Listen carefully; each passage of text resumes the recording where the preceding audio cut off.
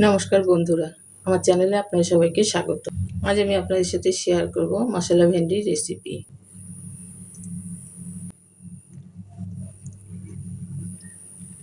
মশলা ভেন্ডি বানানোর জন্য এখানে আমি নিয়েছি 400 গ্রাম ভেন্ডি। ভেন্ডিগুলোকে ধুয়ে এইভাবে কেটে নিয়েছি। মিক্সিং জারে নিয়ে নেব একটা ছোট সাইজের পেঁয়াজ, মিডিয়াম সাইজের টমেটো, 3 কোয়া রসুন, 1 ইঞ্চি আদা, 3টে কাঁচা লঙ্কা। অল্প জল দিয়ে মিহি করে বেটে নেব।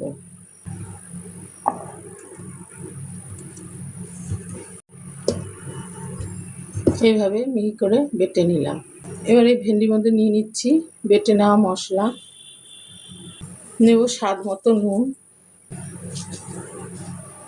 1 টিস্পুন হলুদ, 1 টিস্পুন ধনে গুঁড়ো, হাফ টিস্পুন জিরে গুঁড়ো, 1 টিস্পুন কাশ্মীরি লাল লঙ্কা গুঁড়ো, 1 টিস্পুন কাঁচা সর্ষের তেল।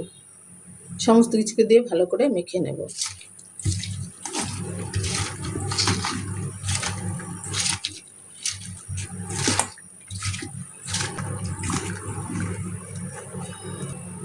সমস্ত কিছু দিয়ে ভালো করে মেখে নিলাম।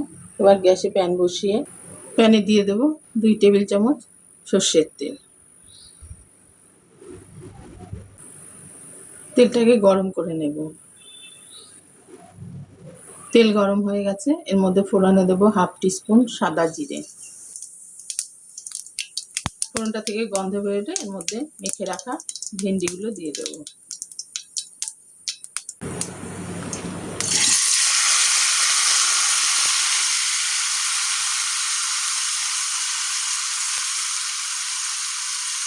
ভেন্ডিগুলোকে দিয়ে নাড়াচাড়া করে গ্যাসটাকে লো ফ্লেমে রেখে 5 মিনিটের জন্য ঢাকা দিয়ে দেব।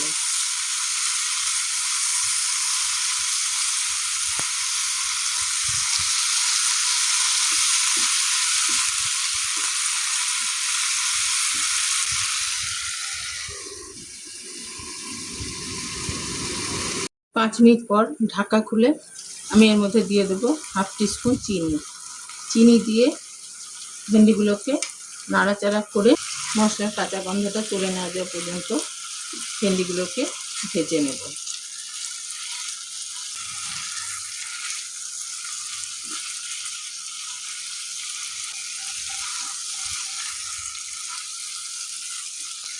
মশলার কাঁচা গন্ধটা চলে গেছে আর ভেন্ডিগুলো সেদ্ধ হয়ে গেছে।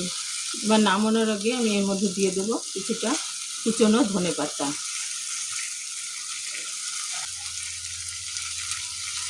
কুচনো ধনেপাতা দিয়ে নাড়াচাড়া করে 2 মিনিট ঢাকা দিয়ে রেখে নামিয়ে নিলেই তৈরি হয়ে যাবে মশলা ভেন্ডি।